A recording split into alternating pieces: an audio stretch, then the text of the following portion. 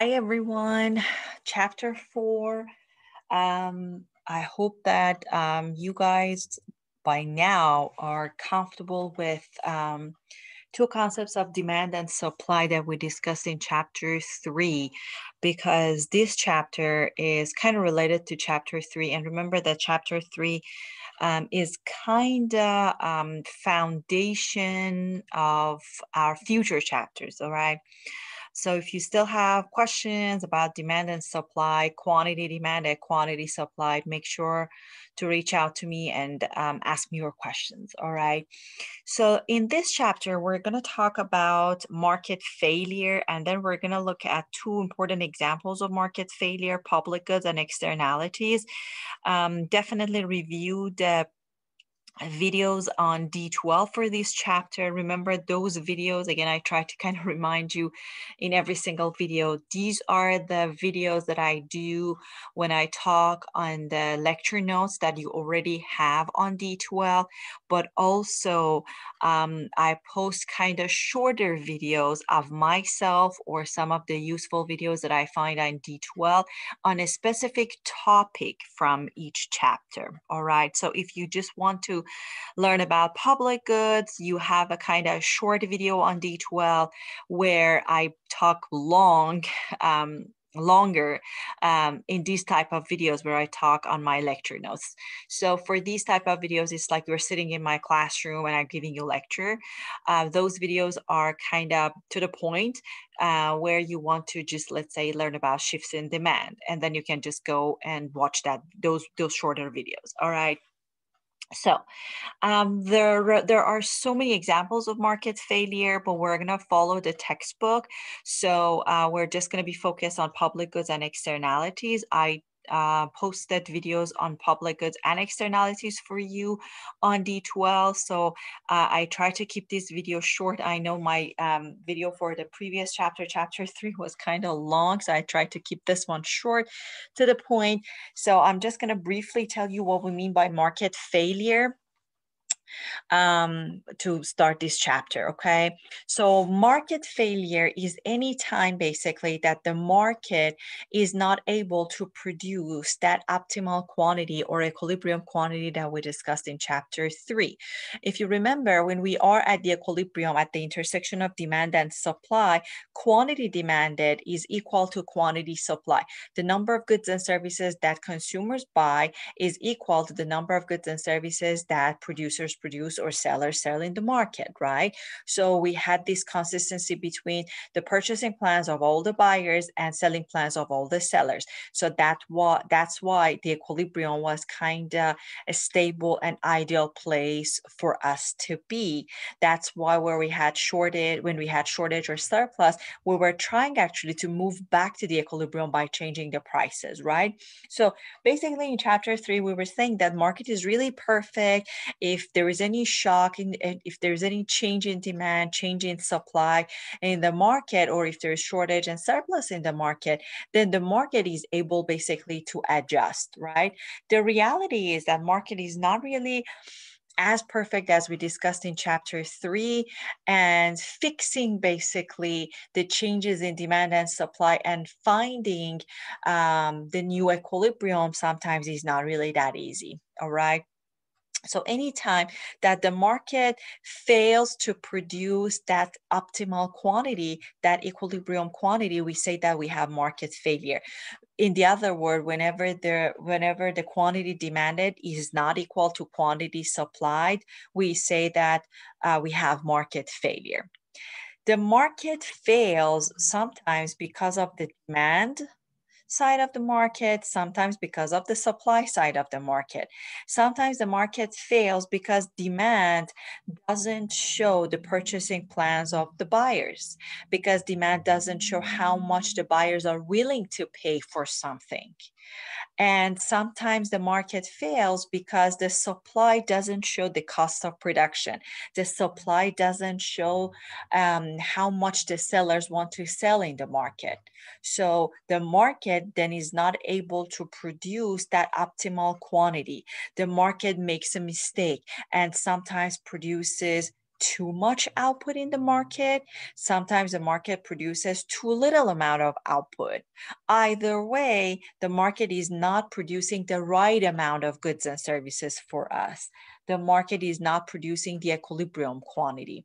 So you can basically have this market failure because the demand is not doing its job, or sometimes because of the supply. Sometimes the supply doesn't do its job. Okay, that's why we have market failure. So we have the wrong amount of goods and services in the market. All right, so we have two reasons for this market failure, as I mentioned.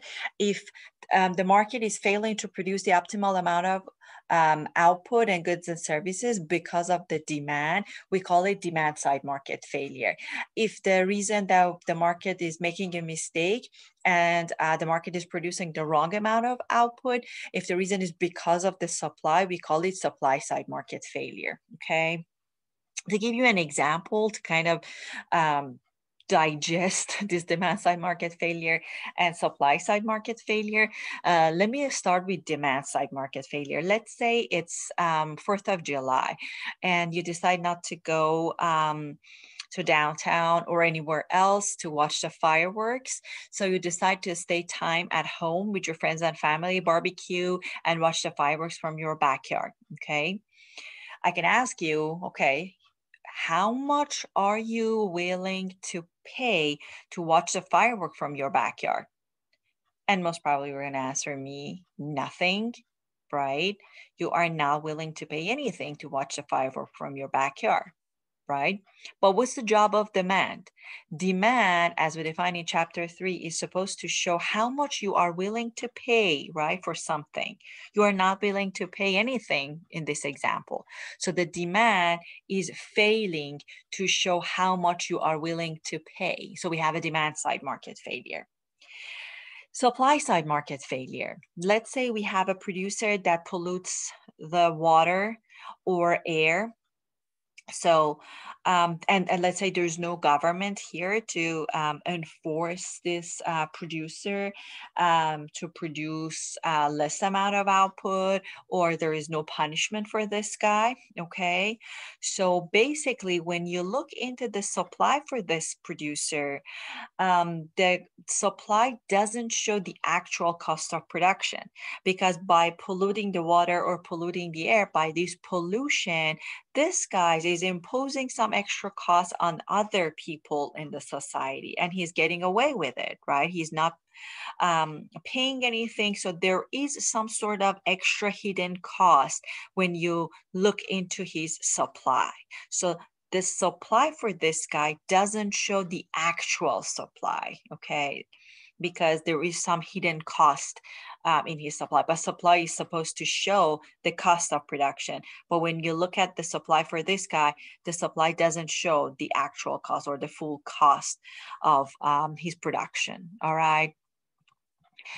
Now let's talk about what we mean by gains from the market. We're going to come back to these public goods and externalities as examples of market failure. So, but before I talk about the examples of market failure, and number 1, 2, and 3 here are other examples of market failure. So if you look into other textbooks, if you are an econ major, you will learn more about other examples of market failure. I just tried to put also these 3. We talked about, of course, price floor and price ceiling in chapter 3. Those were also examples of market failure. Just keep in mind, but we're not going to talk about them here.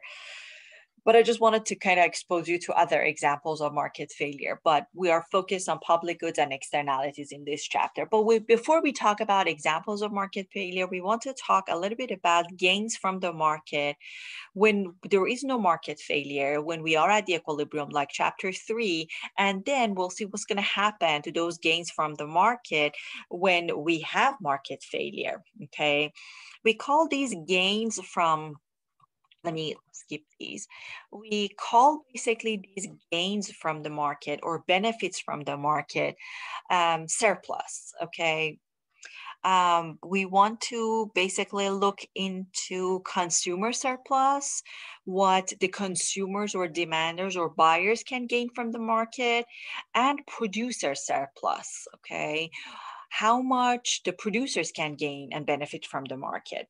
As I mentioned, we want to basically compare the consumer surplus and producer surplus or gains from the market when there is no market failure, in the absence of market failure, as I mentioned here, with the times that the market actually fails to produce the right amount of output, okay? But for now, let's just start with consumer surplus and producer surplus in the absence of market failure. Let's start with consumer surplus. Consumer surplus basically is the difference between the price that you are willing to pay as a buyer, as a consumer, and it depends on your budget, your preferences, and all those things that we kind of had in chapter 3 and chapter 1, and the price of the product you want to purchase in the market. Okay, the difference between these two will give you the consumer surplus. Let me give you an example. Let's say you want to buy a pair of shoes. You have a budget for it. Remember we talked about budget line. So you have a budget of $50. You are willing to spend only $50 on a pair of shoes. You look into the market. I don't know, you sometimes shop from Amazon. Let's say you browse on Amazon website, or I don't know, you go to a traditional market as we defined in chapter 3, you go to Macy's, JCPenney, wherever basically you shop, okay? And the price that you find for that pair of shoe that you want to purchase is, let's say, $40. You were willing to pay $50, but the price of the shoe is $40 now. So you are saving something here. You are saving 10 bucks. You are gaining something from the market. So these $10 is your consumer surplus, is the difference between the price you were willing to pay, which was your budget, $50, and the price in the market, the actual price, $40. So you're gaining, saving 10 bucks, right? Sometimes you gain something from the market, something positive, like this example. Sometimes you don't gain anything from the market. Let's say your budget is $50 and the price for the shoes is also $50. So your consumer surplus is 0. And remember, we also talked about unattainable points when we were talking about budget line. So sometimes your budget is $50, the price is $55. So if the price of the pair of shoes is $50, it means that this point is outside your budget line. You cannot afford it. It's more than your budget, right? So you are not gaining again anything from the market, right? So you can actually calculate consumer surplus, okay? And let me see how I can write something here. Okay, so here is this example. You have the actual price, you have the maximum price for different buyers in the market. You can easily calculate the consumer surplus. I'm going to do the first one for you. So consumer surplus is the difference between column 2 and column 3. So column 2 minus column 3 will give you the consumer surplus. So 13 minus 8 is the consumer surplus for Bob, our first buyer, right? So $5 is the consumer surplus for this guy. If you calculate the consumer surplus for all the buyers in the market and add them up, then you can get the total consumer surplus. So consumer surplus is maximum price willing to pay minus the actual price, okay? So you should be able to calculate consumer surplus. I'm going to ask you a question on the midterm or final, how we can calculate consumer surplus and producer surplus numerically. But you should also be able to find consumer surplus and producer surplus on the graph, okay? So let me show you this graph, which is related to chapter 3. We had a downward slope demand in chapter 3, upward slope supply. Now let's find the consumer surplus on the graph, and producer surplus will be very, very similar to that. So for our buyers in the market, if the price is P1, our buyers will buy Q1, or in the other word, if they want to purchase Q1 units of output, P1 is the maximum price they are willing to pay. Remember, the market price or the actual price or the equilibrium price is coming from the intersection of demand and supply, okay? When we are trying to find consumer surplus. Consumer surplus is the difference between maximum price and that equilibrium price or market price, okay? So for our buyers to purchase Q1 units of output, they are willing to pay P1 dollar. If they want to buy more, the Q2 amount of output, P2 is the maximum price they are willing to pay according to their budget and their preferences. And if they want to purchase Q3, which is the equilibrium quantity, by the way, they are willing to pay P3, which is also the equilibrium price, right? Or the market price. So the difference between P1 and P3, the difference between P2 and P3, and remember, there are so many different prices in between, right? Here, here, here, here. So many different prices here, right? So the difference between all these prices and P3, because P3 is the equilibrium price, is the market price, will give us the consumer surplus. If we add all these consumer surpluses together, we can get the total consumer surplus, which is the area of this triangle here.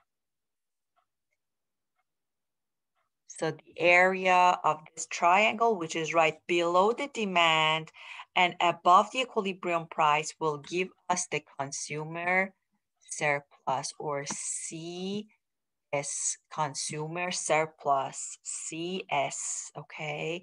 So you can find consumer surplus using the formula, maximum price minus equilibrium price, or from the graph. The consumer surplus is the area below the demand curve and above the equilibrium price, okay? Now, let's talk about producer surplus. And remember, when we are at the equilibrium, when there is no market failure, this is the consumer surplus one more time. When we are at the equilibrium, remember, when there is no market failure, your consumer surplus is maximum, okay? Now let's talk about producer surplus. Producer surplus is the difference between the price in the market, or actual price, or the equilibrium price, and the minimum price that covers all the costs of production for our producer, okay? The producer basically cannot go below this minimum price, otherwise his business will not be profitable, okay? So the difference between these two prices will give the consumer surplus. So for, producer surplus. So the producer surplus is the actual price, which is P star, okay, P star, actual price, or the equilibrium price, or the market price, minus minimum acceptable price for our producers. That's the producer surplus, or PS. Again, if we are at the equilibrium, PS, if we are at the equilibrium, this producer surplus is maximum, okay? You can definitely check out this example and calculate the producer surplus, okay? Just like we did for consumer surplus, super easy. Just try to remember the formula. So here, producer surplus is column 3 minus column 2, actual price minus minimum price, okay? And remember that mathematically it's possible to have a negative producer surplus or a negative consumer surplus. That's okay to have a negative sign mathematically, but economically speaking, it just doesn't make sense to say negative consumer surplus or negative producer surplus. Economically speaking, these points that you have, negative consumer surplus and negative producer surplus, are those points that are outside your budget line or outside your production possibilities curve. They are unattainable points, okay? They do not exist, all right? On the graph, our consumer surplus was the area below the demand, above the equilibrium price. For our producer surplus is this area below the price and of the supply right here, okay? The area of this triangle will be the producer surplus, PS. This is PS. And remember that, let me change my color. And remember that this was our consumer surplus, CS, right? CS. If you put consumer surplus and producer surplus together, you can get your total surplus. So CS plus PS will be our total surplus. I'm calling it TS, total surplus, TS, okay? TS. So one more time, when we are at the equilibrium, when there is no market failures, this TS is max, okay? Because your consumer surplus and your producer surplus are max. As soon as we have market failure, consumer surplus and producer surplus will go down. So they are max in the absence of market failure, but as soon as the market fails to produce the optimal quantity, as soon as the market produces wrong amount of output, the consumer surplus and producer surplus will go down, okay? So let me show you how. So when we have market failure, remember that we have some sort of inefficiency in the market, and that inefficiency is going to impact our total surplus, okay? So remember that we say that our market failure is whenever the market doesn't produce the optimal amount of output, or whenever the quantity in the market, basically, which is the optimal quantity or market quantity or the equilibrium quantity, sorry, the market, we said, let me start over. So we say that I'm writing and talking. We say that we have market failure whenever the market doesn't produce the optimal quantity. In the other word, quantity that market produces is not the same, is not equal to equilibrium quantity or optimal quantity, right? Q star from chapter 3, okay? Q star. So this was our, let me write it down.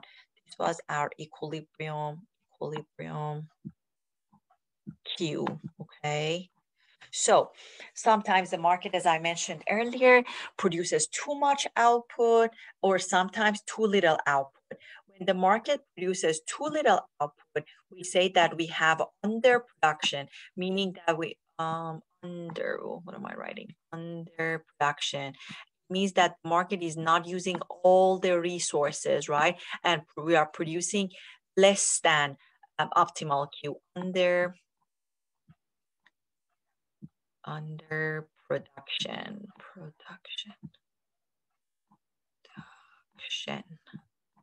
Okay, I cannot fit it here. Whole thing. Under production. So under production is basically when Q in the market, QMRT, that's my market, is less than Q star, okay? And sometimes the market produces too much output. Let me change my color. Too much output. Again, we have market failure, right? Because Q market is not the same as Q star or equilibrium quantity. In this case, we means that Q market, in fact, is greater than our Q star. The market is just producing too much, right? And in both cases, remember, we have market failure, we have inefficiency in the market. We call this situation where the market produces too much output, overproduction. I'm going to write it here, the rest of it here, because I'm pretty sure it's not going to fit in the first line. Production. Okay, so overproduction, underproduction. All right, O-N, and there is my little N here, okay? So overproduction, underproduction, basically, that's how we define market failure. And as soon as we have overproduction or underproduction, it means that our total surplus, consumer surplus, producer surplus will go down. So we are losing some of those gains from the market, some parts of consumer surplus and producer surplus, right? Let me show you on the graph that, let's see, let me show you the graph. So that's how I define underproduction. Let me show you underproduction on the graph, okay? So that's our downward slope demand, upward slope supply. We are at point B at the equilibrium. Now, let's say we have underproduction, okay? So instead of producing Q1, the market is producing Q2. Q1 is the equilibrium quantity, and Q2 in this example is the market quantity. As you can see, Q2 is less than Q1. So originally, ABC was our total surplus, right? But now, since the market made a mistake, we are going to lose some parts of our total surplus. By how much we are going to lose our total surplus? By the amount of DBE, this little gray triangle. This is how much both the consumers and producers are going to lose. We call this loss in total surplus efficiency loss or deadweight loss. Okay, that's how much both the consumers and producers are losing because of this underproduction, because of this market failure we are experiencing. Same thing is going to happen when we have overproduction. When the market produces too much output, it is again possible to lose some parts of our gains, our total surplus in the market. So the market should produce Q1 because that's our optimal Q. But now let's say we have a demand side market failure or supply side market failure. Typically we have supply side market failure in this example for overproduction, okay?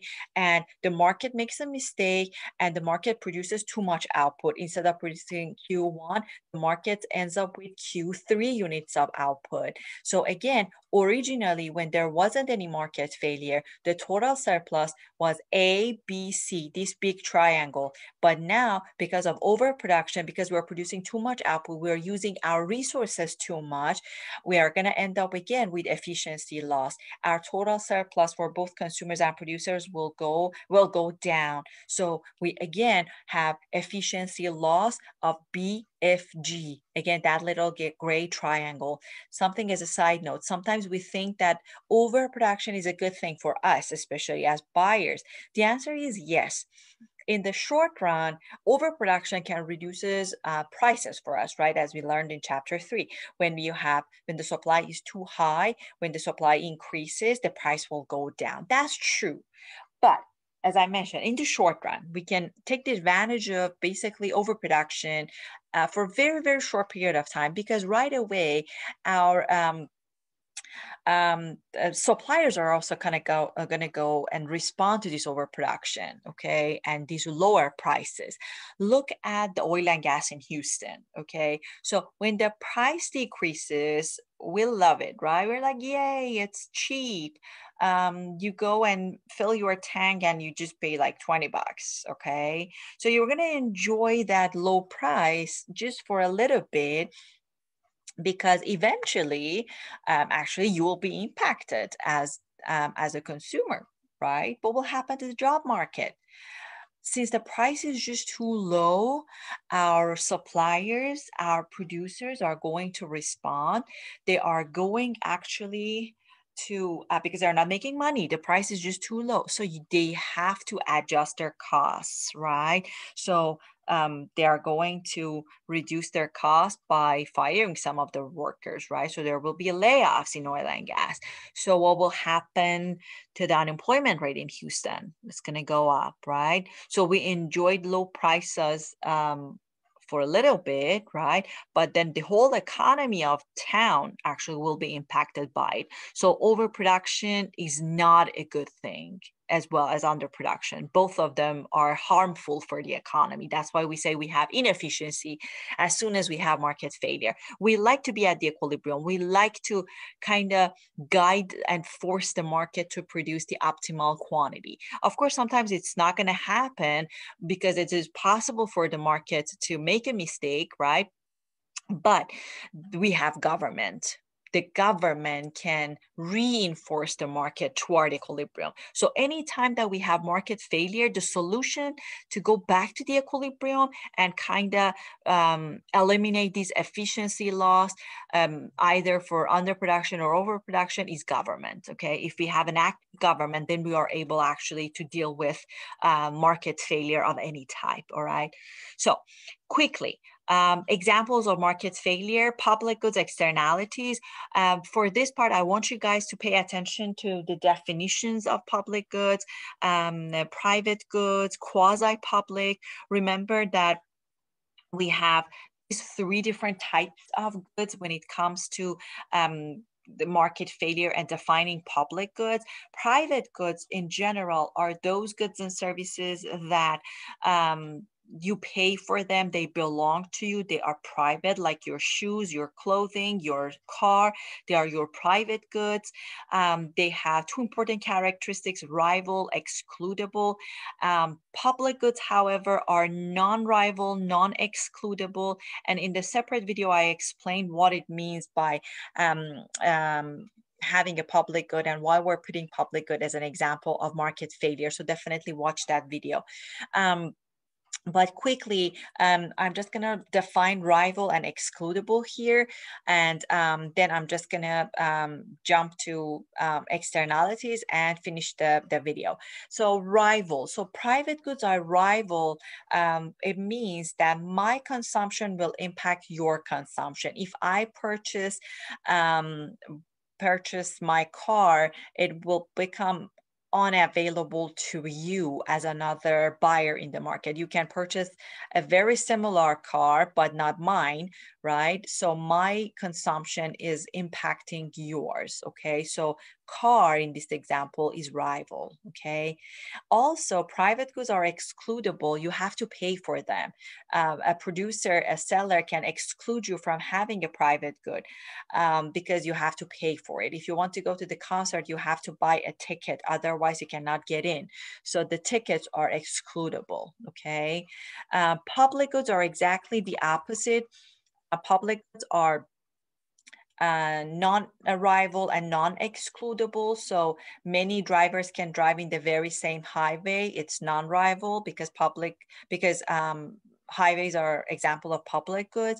Many people can use the library on campus, of course, not during COVID. Many people can use it actually online, but still, public libraries are public goods, right? And they're non-rival, and nobody can exclude you from using the library on campus. Nobody can exclude you from driving in a highway. So public goods are non-excludable, okay? Examples of public goods are parks, as you can see here, national defense, public schools, highways, museums, they're all public goods, okay? We're saying that public goods are examples of market failure because of this free rider problem. And as I mentioned, I have a separate video. You can go ahead and watch that. But briefly, since I'm talking about it, remember that this non-excludability part of public good can cause a problem for us because many consumers can take the advantage of this non-excludability and do not basically pay for public goods, because remember that non-excludability is different from being free. Public goods are not free. They are non-excludable. You are still paying for public goods through your taxes, but they are non-excludable because even if you don't pay your taxes, you can still drive in the highway. You can still use national defense. You can still go to the highway. You can go to the public library, okay? But this non-excludability can cause this free rider problem. People can take the advantage of it, do not pay for public goods, and cause the demand side market failure because many people are not willing to pay for public goods. Because they know that they are non-excludable. So we have a demand side market failure. If we have many people are not paying basically for public goods, then the demand for public goods will crash at some point. There won't be any demand for public good, and that causes a problem. So that's why many private producers are not basically interested in producing public goods, because they are not profitable much. They have this non-excludability problem, so the government becomes the major producer of public goods. Remember that public goods are example of demand side market failure, okay?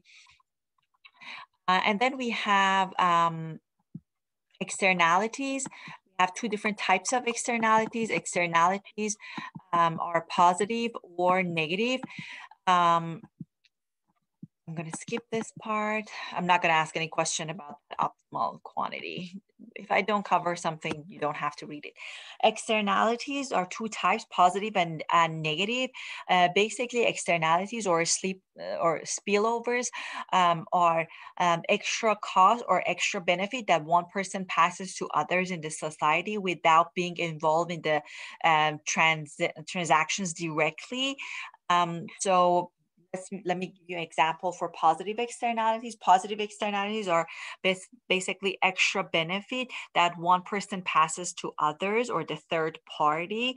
Let's say vaccines, and it's pretty hot these days for COVID. Or for flu shots.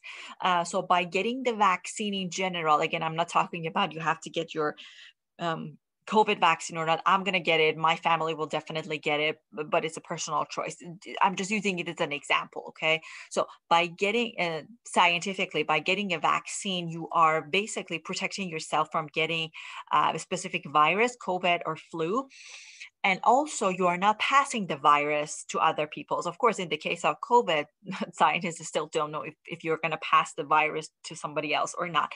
But in general, for other vaccines, basically, you are not passing when you get your vaccine and you're vaccinated, you're not going to pass a virus to somebody else. Okay. So there is this positive externality, extra benefit that you are passing to others around you, your friends, your parents, your siblings, your co-workers, right? Your classmates. So this is the extra benefit. This is the positive externality that you are passing to others, right? You got your vaccine. The other people can basically get the benefits of the vaccine that you got. You paid for the vaccine, but others can also get benefit from your vaccine, okay? So that's the positive externality. It causes a problem because other people around you are not willing to pay anything for this positive externality that is coming from you. So we have a demand side market failure. Demand basically is supposed to show how much people are willing to pay for something. In this case, just like the firework example, they are not willing to pay anything. So we have a demand side market failure. And as a result of the demand side market failure, the market basically, we're ignoring this positive externality in the market. And as a result, we have underproduction in the case of positive externalities, okay? You can, again, watch the video that I drew positive externality and negative externalities for you. Negative externality is the extra cost that one person passes to others. If you remember, I gave you the example of pollution for supply side market failure. Again, I'm going to repeat it here. So that pollution that we were talking about by the producer is the extra externality, is the negative externality, in fact, that pollution. Because this producer is imposing some sort of cost in other people in the society, okay? So so we're dealing basically, first of all, with supply side market failure, and this negative externality allows basically this producer to produce too much output because he's not being punished. He's not being asked to pay extra something for the pollution. There is nothing basically, no some sort of power to enforce this guy to cut back its production. Okay, so when you look at the cost for this guy or the supply for this guy, the cost is just too low because there's some sort of hidden cost. That's the externality, negative externality. So allows basically this guy, this low cost, to produce too much output, which might not be necessary for us in the market. In both cases of positive externalities, negative externalities, just like the public good, we need to have an active government. If we're talking about positive externality, the government can solve this underproduction by providing subsidies for the producers and allow basically the companies to supply more vaccines in the market. For the case of negative externality, the government should punish this producer and basically punishes him whenever he causes and creates pollution. By how? By imposing higher taxes for this guy. So the production actually will go down, okay, for this guy. Okay, that's pretty much it for this chapter. Please let me know if you have any question, and I hope that you guys learned something from chapter 4. Till next time.